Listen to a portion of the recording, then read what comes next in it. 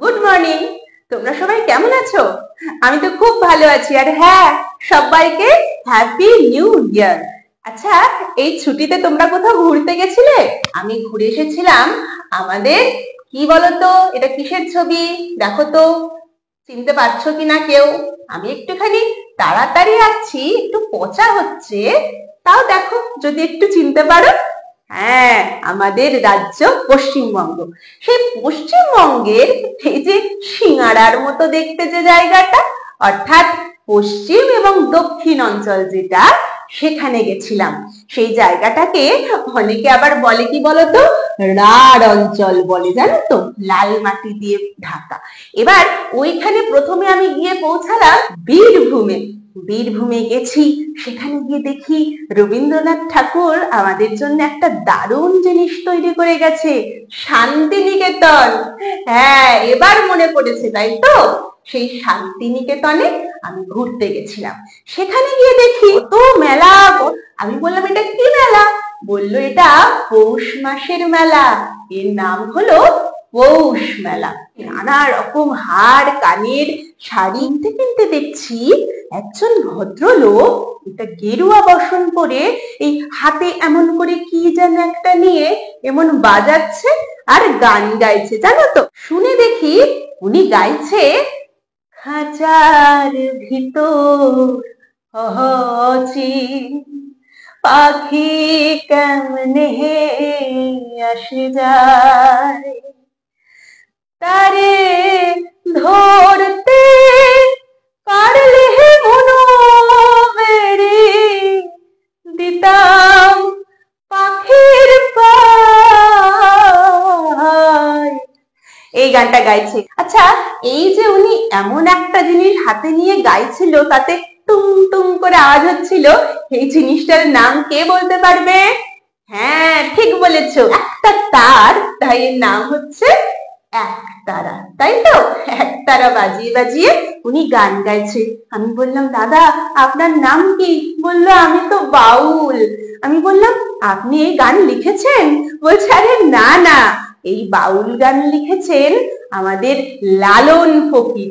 আমি বললাম, লালন ফকির আবার কে? বলল, লালন ফকির ছিলেন একজন গুণী মানুষ, যে মানুষ মিলনের গান লিখেছে। আল্লাহ যা, হরিও তাই, তাই তো, রহিমও যা, রামও তাই। তো আমি এটা শুনতে শুনতে পৌঁছে গেলাম পুরুলিয়া। শুনেছো তো? হ্যাঁ, ঠিক ছৌ নাচের সময় আমরা পড়েছিলাম। এই পুরুলিয়ায় গিয়ে আমি আবার একটা গান শুনলাম, এই মকর করবে মদনা ছোড়া ধামসা বাজাইছে।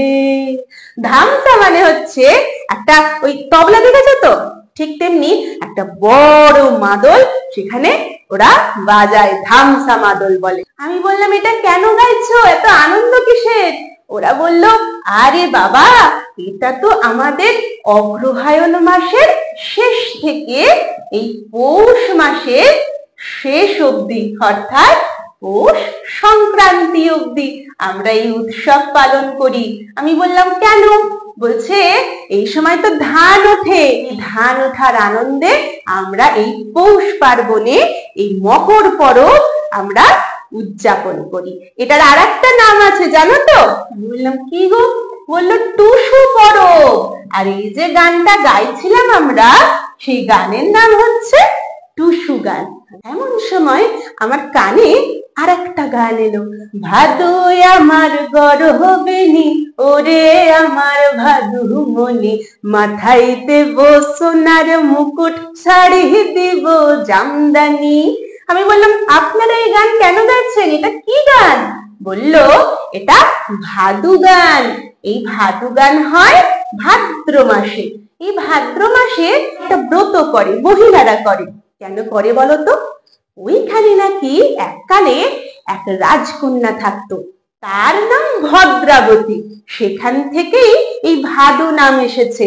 সেই ভদ্রাবতীর যেদিন বিয়ে, সেদিন না তার বর এবং বরযাত্রীকে ডাকাত দল মেরে ফেলেছিল, আর ভাদুকে হঠাৎ খুঁজে পাওয়া যাচ্ছিল না।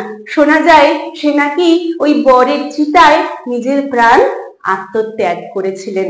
তাকে মনে রেখেই এই উৎসব পালন হয়। তাহলে এই যে এত গান, এই গানগুলো আমাদের গ্রামের মানুষরা করছে, তাই না? গ্রামের লোকেরা করছে। তাহলে এই গানগুলোকে কি বলে জানো? লোকগান বলে। তাহলে আজকে আমরা কি পড়লাম জানো? আমরা পড়ছি নানা ধরনের লোকগান। আর এই লোকগানগুলো আর একটা নামেও পরিচিত, কি বলতো? পল্লী গান। পল্লী মানে গ্রাম, ঠিক আছে? এখানে অনেক নদী, সেই নদীতে দেখি একটা বড় নৌকাতে অনেক মাঝি এইভাবে দাঁড় বাইছে আর গান গাইছে সবাই মিলে।